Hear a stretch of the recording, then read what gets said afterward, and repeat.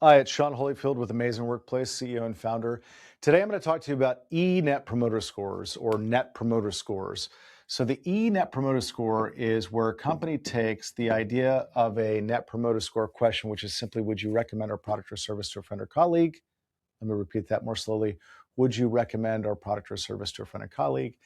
And we turn and we give this to employees. And this is the Employee Net Promoter Score. Let me walk through how this works and why this is so flawed. The question is, would you recommend company names? We'll just say, would you recommend Amazing Workplace, for example, to a friend or colleague or friend or family member? And then what's presented on the screen is what you see here below, a 0 to 10 scale, okay?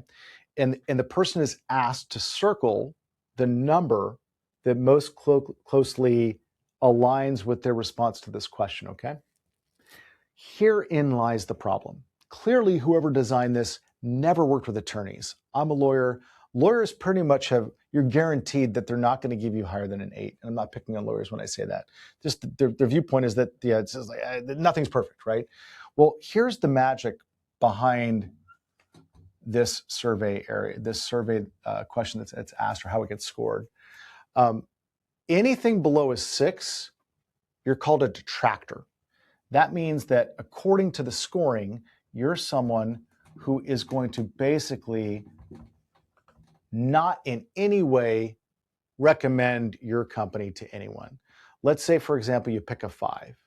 Let's say I ask you, would you recommend Amazing Workplace to a friend or colleague? If you picked a 5, you're called a detractor, which means that what they do is they do a -1 to your score, okay? If you pick a 7 or 8, it doesn't count. It's just thrown in the trash. Doesn't add or subtract, kind of neutral, I guess. And if you pick a 9 or 10, it's a +1 and you're called a promoter. And what they do is they take all the results from the people that have been surveyed, asked this question, they take all these numbers, and then they math this out. Now, the average net promoter score is about 30-ish%, and that's considered pretty good. My old companies that I sold, we actually had a net promoter score of over 80%. It's not a joke, not made up. Like we had great net promoter scores. And we used the net promoter score for our customers, but we didn't use it for our employees. But for employees and customers, it's pretty low. And the reason it's so low is nobody knows the scoring. Nobody knows that only a 9 or 10 are good. Nobody knows that a 7 or 8 isn't really good. Really, if you were to try to like convert this to how people feel, 9 or 10 would be happy, 7 or 8 might be like satisfied, and then we instantly jump down to unhappy, but we don't have any in between. Like there's no like, well, am I just unsatisfied? Or like 7, 8, I guess that's kind of like unsatisfied, because if you're unsatisfied, you're not really running out telling people you're pissed off. So you go from like unhappy to unsatisfied, and then you just jump to happy, and there's no in between. Anyhow, there's so many flaws to the scoring mechanism. There are so many flaws to the way that it's presented, not the least of which is nobody has any idea what these numbers mean. And then why are we giving them 1, 2, 3, 4, 5, 6, 7 numbers available down here, and only 2 or only like there's such a bias towards the negative. It's just so poorly designed, and the results, I can tell you, are not accurate. I took a Net Promoter Score survey and I sent this out to a group of people. This is true. And I got all the scores back. And it was about what you'd expect, the 30-ish% that you'd see. I then sent the same Net Promoter Score survey out. And what I told them was that this means that you'd recommend our company. This means that you probably would just stay quiet. And this means that you would openly tell people, don't work with us.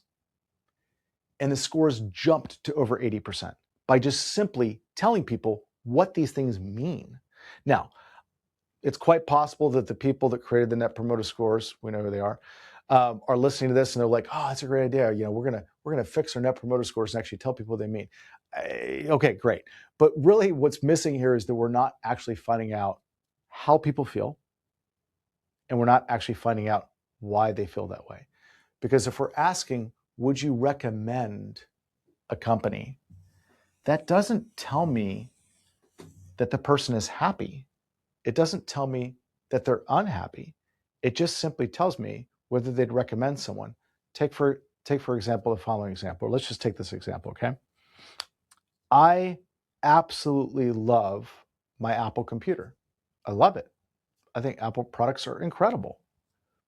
Would I recommend Apple to a friend or colleague? Maybe, if they asked me how I felt. It's possible that if someone were to come to me and say, hey, do you like your iPhone? I'd say, yeah, I love my iPhone. But do I then actively go out and recommend Apple products to others? No, even though I love them. So if I were asked this, would you recommend Apple to a friend or colleague? I'd say, I don't know, 7, maybe. But yet I'm absolutely a promoter, meaning that I would promote that product if asked. So the way that the question is asked confuses the person that receives the question.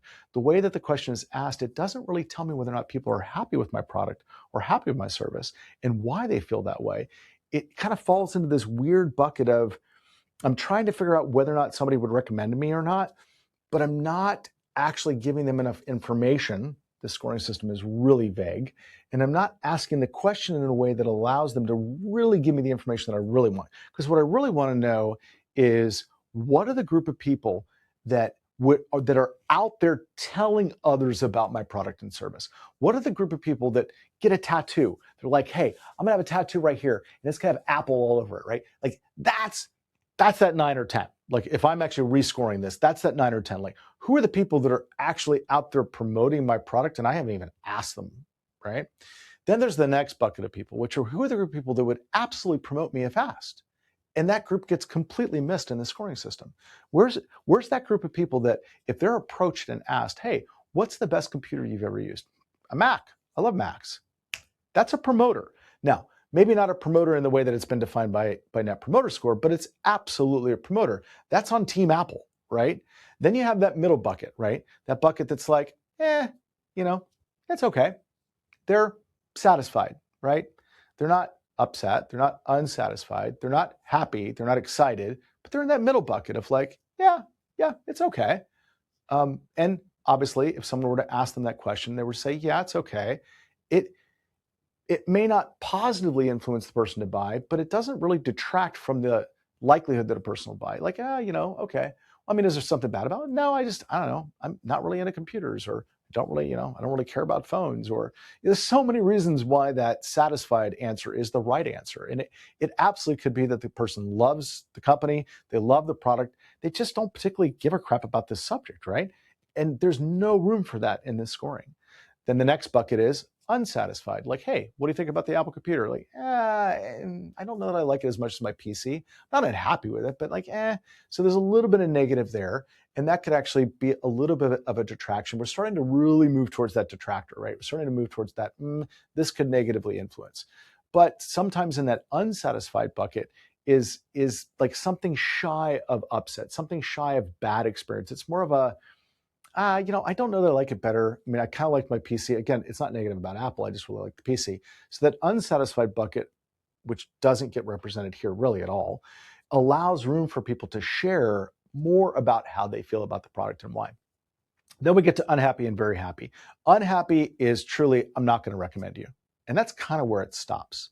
If a person is unhappy, you know what? I wouldn't recommend this product. Not a lot more to say about it. I mean, I could elaborate, but not a lot more to say.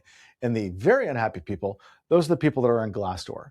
Those are the people that go online and they leave reviews. Those are the people that go to Reddit and just leave a giant ass rant about how terrible your products are because they absolutely hate your products so much that they're going to set aside time to actually detract from your product. Now, numerically, this system doesn't achieve that. I mean, really, your detractors are probably down here. They're the people that are so pissed off and so angry at your company, they're going to like walk out with posters about how terrible you are. Your unhappy people are probably somewhere in here, and they may or may not post anything online, but they're not going to positively represent you if they're asked. Your unsatisfied people are probably going to be somewhere in here, and those unsatisfied people are going to be the ones that are like, it's okay. Your satisfied people are probably going to be somewhere in here. And they're going to be like, yeah, it's okay. I mean, I've been happy with it. And then you've got your happy people up here somewhere. There's not enough numbers for me to do this. Your happy people here, but they're like, yeah, if asked, they're going to promote you. And you have your very happy people that are leaving reviews online positively without being asked because they love your product so much. So breaking the scoring system down into a very unhappy, let's do it this way.